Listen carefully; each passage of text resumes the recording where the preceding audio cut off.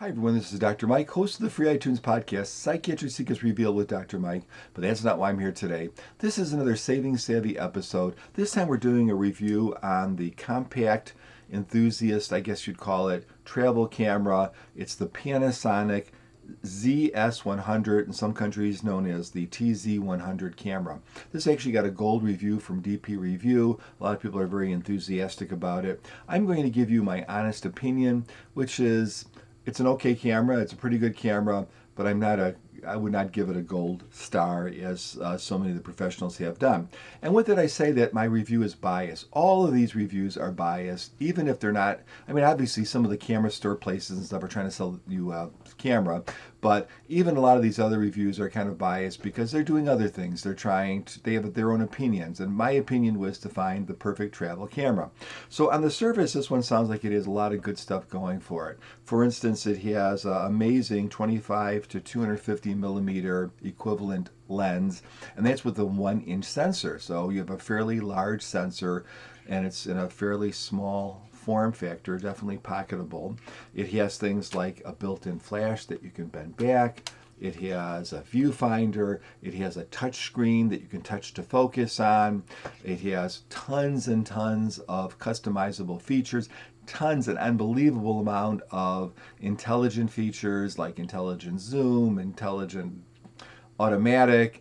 It will do things like shoot in 4K video. You can shoot a series of pictures and then pick the one that you want that's in focus. It will do different focal distances, and you can pick the one that you want where the item that you want is in focus and choose that picture, and on and on and on, all kind of filters and everything you could possibly want. So on the surface, this would seem like a perfect travel camera. So did I like it? Yes. Do I think it's a perfect travel camera? No.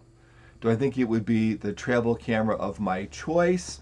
Well, I certainly wasn't sad taking it on a recent trip, but it probably would not.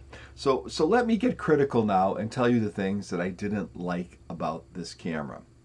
The first thing that I didn't like was the touch screen.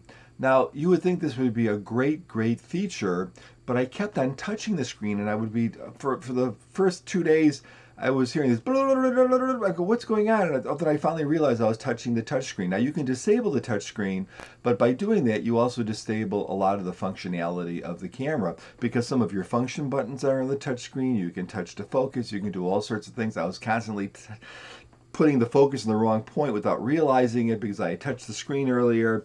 And so I found that kind of poorly implemented for me. It's also not an articulated screen, which I'm becoming more and more fond of, especially in a travel situation where I'm taking pictures from everything from, a distant shot to a flower. So I do like that. And although it has this little viewfinder, the viewfinder was so small that I really didn't find it very useful.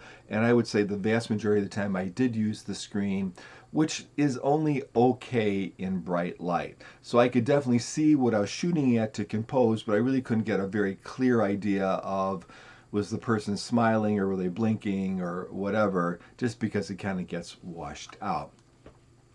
I also found that the focusing was less than perfect, and I'll show you that in a moment. And generally, my biggest disappointment with this camera is I almost always shoot in JPEG. And I think the JPEG engines in most cameras have gotten just so good that there really isn't, if you're setting your camera up right, there really isn't a lot of need to shoot in RAW. Now I know there's the RAW fans out there, and God bless you. If you want to shoot in RAW, you don't have to lecture me on it. I understand all that. But for me, JPEG is fine. And in fact, JPEG has enough data in it that I can even modify those pretty well in photo editors. But I found that the JPEGs in this camera really look pretty washed out, even after I adjusted them, because you're going to, of course, adjust the settings a little bit. I still found them sort of washed out, and I found that I had to really spend a lot of time with all of the images, almost like I was shooting RAW, and modify them in a photo editor. Now, the good news is that when you do that, this does seem to have a little more dynamic range in this JPEG than other cameras. And so I was able to pull out a lot of stuff, almost like I was using a raw image. I found, just because of the setup, that I was shooting this much more like a point and shoot. I was using the intelligent auto a lot more than I normally would. For instance, in the camera that I took last year, which was the LX100, which was a Panasonic camera with a micro four thirds sensor that I absolutely loved. I thought that was a fantastic travel camera. A little bit bigger, doesn't have a built-in flash, doesn't have a touch screen, but boy, that is a great, the images out of that camera were superb. So I think this has some features that one doesn't have, but I definitely preferred shooting with that camera even more. Now, interestingly, just for fun, I brought out, this was after my vacation, a relic camera. This is a G12, Canon G12, introduced in 2010. This has a 1/1.7 inch sensor. So the sensor is roughly about 2.5 times smaller in area than the sensor on this camera. I found that this camera was a bit slower to focus and had a bit less dynamic range. I'm going to show you some pictures from this camera too, but it did amazingly well. And the pictures, it was just so much more fun for me to shoot with than with the other camera. And it does have that articulating screen, and it has a lot of really wonderful manual controls. So there are cameras like this that are out there, so don't feel like you have to go with something like this when maybe you can get away with just a Canon like 110 or 120 that you buy someplace used, or one of the G series cameras, or of course Nikon has their series of cameras that do the same thing. There's a lot of cameras out there that maybe initially don't sound quite as impressive, but they're going to do the job for a lot cheaper, and they're still going to be reasonably compact. And depending on what you want, you can either get fairly good image quality in a more point and shoot like this kind of feels like, or more manual control. So I'm going to go over to have you look at some pictures now. So this first picture is sort of like what the JPEG looks like out of the camera. You can see that it's kind of washed out, doesn't look very good.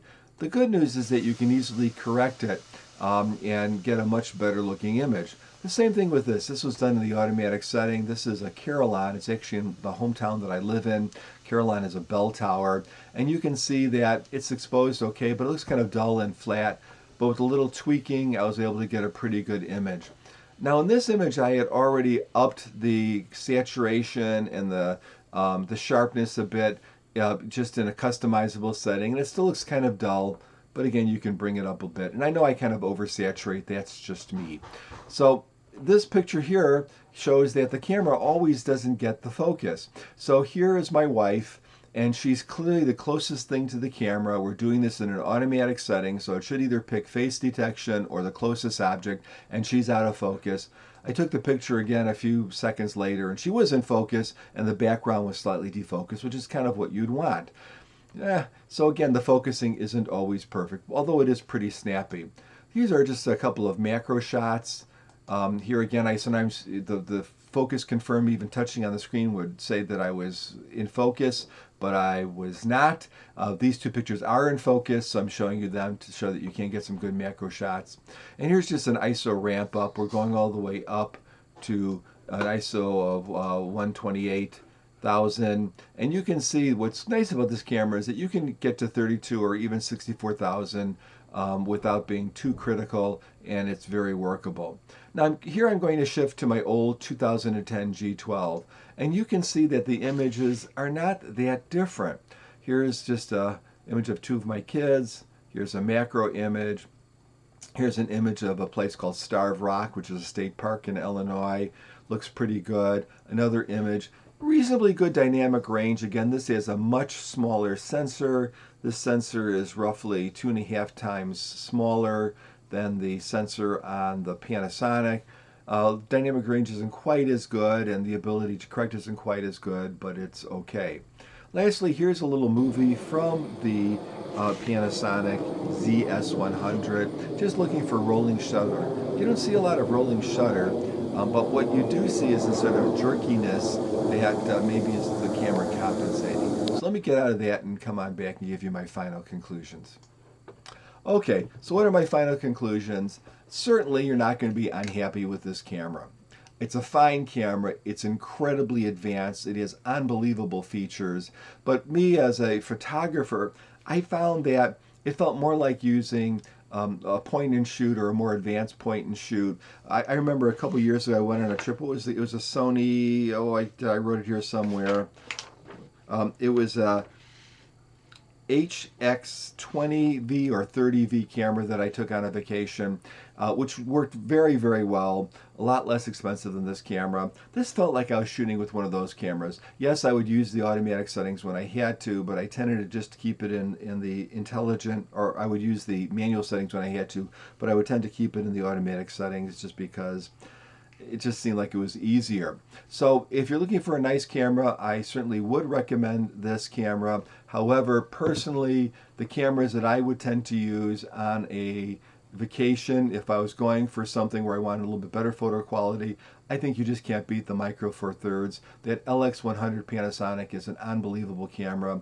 I still love my Olympus PL2, which I know is ancient now, but it takes such beautiful pictures, and I can bring a couple of lenses with me if I choose to. I have definitely used super zooms like the, and I'm looking for the number here again, like the Sony HX20 or 30. I think they're up to HX90 or something now. That camera is a great camera. That's small. It has a super zoom. You're losing a little dynamic range.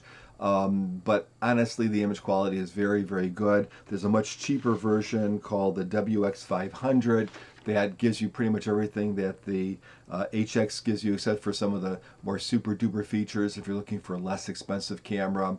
And of course, when I go on a plane and I'm doing like a more ocean-y kind of trip, I'll bring one of those little weatherproof compact cameras, and believe it or not, they take good pictures too. So should you buy this? That's going to be up to you. I'm just trying to open up your mind to the fact that there are some choices that are out there that will do the job for you, either better picture quality on one end or less price and more convenience on the other end. This is someplace in between. I think maybe it's trying to be all things to all people. Might be the camera that you love.